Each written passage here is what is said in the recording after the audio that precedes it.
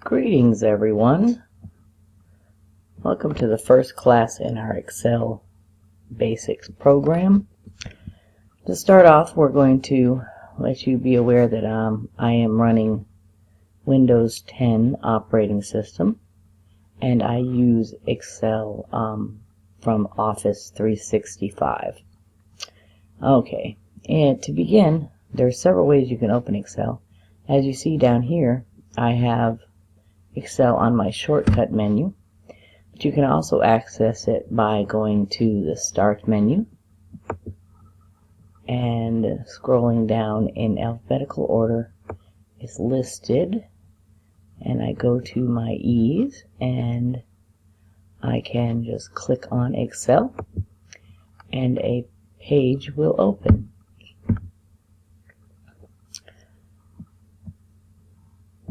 The page that opens up shows all of the recent files that I've had open, and on this side it shows all of the templates that you can load and modify or just use as they are. And there's several templates available, and they can be categorized in business, personal, industry, and other areas. I usually just open up a blank workbook, and that's what I'm going to do today. Click on the blank workbook, and as you see, the workbook has opened. Some key things that you need to know about Excel. At the top, right here where it says Book 1 Excel, that is your default name of the workbook that you're working on whenever you start a new Excel project. The next area we need to talk about is up here. This is what they call a quick access toolbar. On here you have things like save, undo, redo, and other options. And this little arrow here allows you to customize your quick access toolbar. You can pick any one of the things if you want to have it really quick to access, like spelling check. If you click on that, now you have a quick access link to spell check.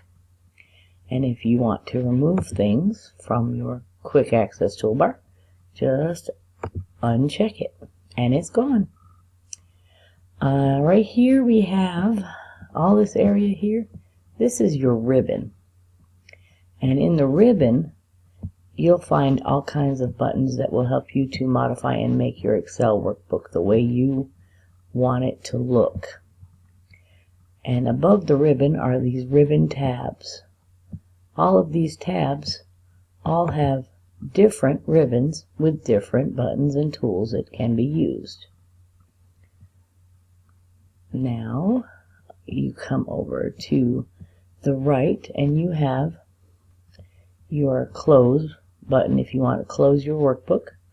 You have a minimize and maximize button, and then this here just places the document at the bottom of your screen so that you can look at your desktop. To minimize, you just minimize that and it makes it smaller, and then click it again and it will maximize it. This here is your workspace. It's where you're going to put all your figures in. This is your formula bar. And if you go up to your tabs and click on a tab and then double click a tab, you'll notice that your ribbon goes away. And if you go back to the tabs and double click, your ribbon will come back. Down at the bottom, on the left hand side, you have your sheet tab. Now this whole workbook can contain several sheets, and we'll get that later on in another video. You simply have one worksheet in this workbook. To add a worksheet, you would just click on the plus sign next to it, and now you have two worksheets. Now if I want to rename this so that I know what I'm specifically working on, I would simply double click it and type in a new name. and then click out of the space or hit enter, whichever way you feel comfortable. Now if you notice, sheet 1 is still there. This is now named hello, and if I add a sheet, it's going to come up sheet 3, because in the background of Excel this is still considered sheet 2, but it's just been renamed to hello. With that being said, if I try to rename another one hello, it will not let me. It tells me that that name is already taken. Try a different one. Okay. Hello. Let's do goodbye. Oops.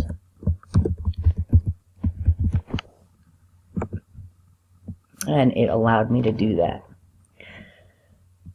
Now let's take a minute just to talk about some of the other features. Down here on the right side, you have your View toolbar, to where you can view the worksheet in normal view, page layout view, and page break view. Page layout view shows you how the page is laid out. Normal view is usually what you work in when you're actually doing data entry on your worksheet. Over here you have zoom buttons, and you can simply drag it one way or the other to make it bigger or smaller, or you can simply use the minus and plus to go wherever you want to go and however big you want to see it.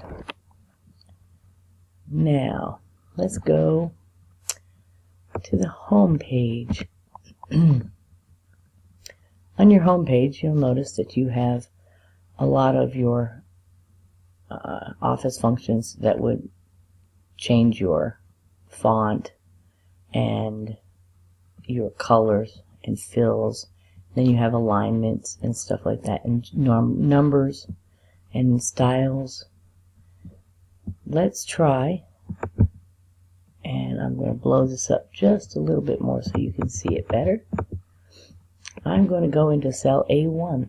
Oh, that's A4. You see that's A4? Let's go to A1. I'm going to type in the word bold and hit enter. And then I'm going to type in the year. It's 2017. Now if you notice, text lines to your left and numbers line to the right. If you wanted to center your number, you'd simply highlight the cell and click the center button, and it is centered in the cell. Now let's go to bold, and we're going to make that bold by simply clicking on the bold text, and you notice how it changed. Another thing we can do, let's right click on this, and it pulls up a shortcut menu for you. And along in this shortcut menu you have several things that you can do really quickly to change instead of having to search through the ribbons and the tabs to find it. I'm going to clear the contents. That takes the word out.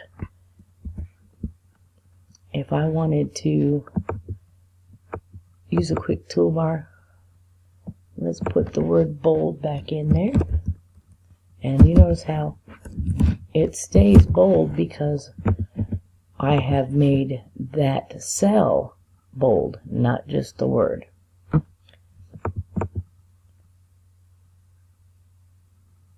Now let me see, what other tricks can I show you real quick.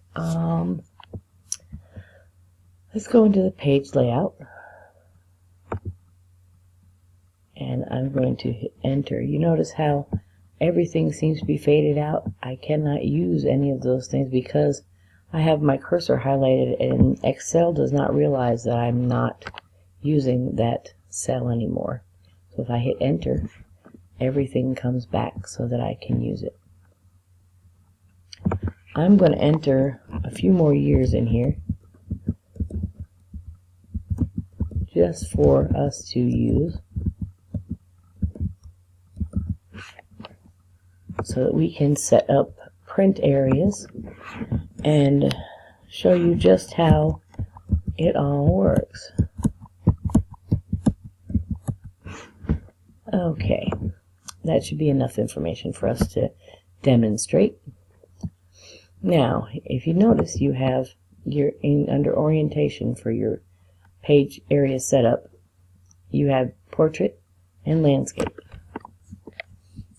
Well, portrait is like a letter that would come in the mail, and landscape, of course, is sideways. If you want to set up your print area, I'm going to show you. To print, you would go to File and go down to Print, and over here is a preview of what a printed document looks like, or what this printed document is going to look like.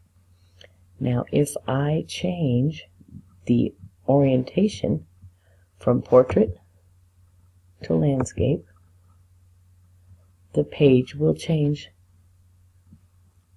Now, if I want to print active sheet, that means that the worksheet that is open and I was working on last is the sheet that would be printed. I can also choose to print the entire workbook, which would be every worksheet that you've made in the workbook, or I can print a selection. Let's go back by clicking the arrow to our worksheet. If I wanted to just print these three columns, or 3 columns and 2 rows, then I would highlight them, go back to File, click Print, change this. As you see, right now it's set up to print the entire worksheet. Change that to the selection, and now I'm only going to print that selection. Let's go back and do one more change. We're going to set this as your print area. You highlight what you want printed, go to Print Area, Set Print Area, and now this highlighted area has been renamed to Print Area. You'll go back to File, and you click Print, and if you notice, it's only printing what you have highlighted in your print area. Let me go back and make sure you understand that even though I don't have that highlighted, it will print it. Back, print, print selection. I'm not printing selection, I'm going to print active sheets, and it is only printing what the print area calls out.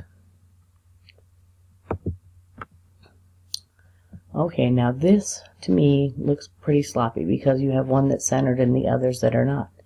So if I want to center the entire column, I simply highlight that column, go to the Home tab, click, see, I clicked too fast. Highlight that column, click Center. Now everything is centered.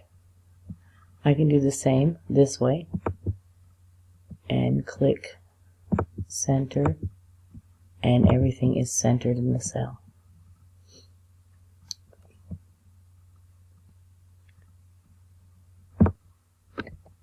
Well, that just about covers all of the basics. One other basic that's used quite often is on your Review tab. Of course, you have your spell check. You can click on that and it will run through and tell you if you have any grammar errors, and if you have started, because it will start at the cell that is highlighted and then roll back through, and if it doesn't get everything, it will ask you if you want to continue. By checking at the beginning of the sheet, click Yes, and when spell check is complete, you're good to go. Just click OK, and you know all of your spelling is correct. Well, that's all I really have for time right now. I will post more videos in this chapter to get more detailed specifications, along with some sheets that could download to make the data already accessible so that you don't have to waste your time entering all the numbers and stuff, but we'll have numbers that we can play with. Thanks for watching, and we'll see you next time.